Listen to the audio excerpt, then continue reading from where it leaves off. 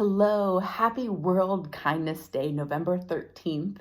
It's also my 45th birthday, and so I'm wanting to share a special message about kindness.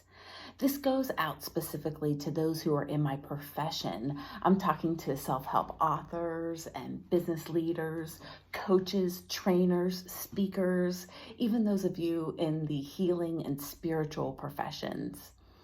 For far too long, our messages have centered around kindness. This has done a lot of good in the world, but there's also been a flip side where we have used kindness as a superficial remedy to oppression. I'm talking specifically those of us who are in positions of privilege, namely those of us who are white. You might be thinking, oh, not all of us white people, but collectively, yes, all of us white people have enforced messages of compassion, empathy, and love in the face of oppression, and it's just not enough.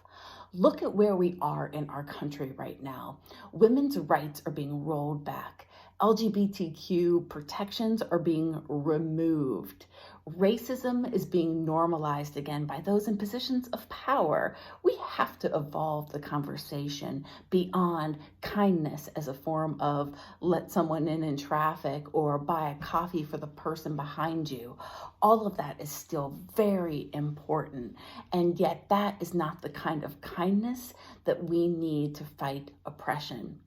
So I invite all of you who are in this field to take a look at your own messages and see where privilege may be preventing you from offering advice that is actually going to hit home with marginalized and oppressed communities.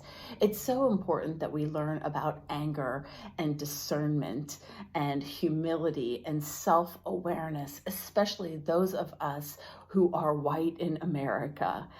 We have the ability to start shifting this conversation where kindness can still be part of it. And yet we are talking specifically on how to use kindness to fight oppression.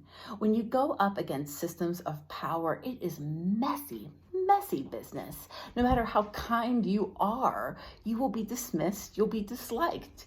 You will likely lose business and relationships. And so do you see how offering superficial kindness is kind of a cop-out? You need to get angry. You need to get into people's faces in a way that's effective. Kindness can all be part of that, but I'm offering some food for thought here. It's time to shift this conversation, and I invite you to use it as a new form of kindness. Thank you.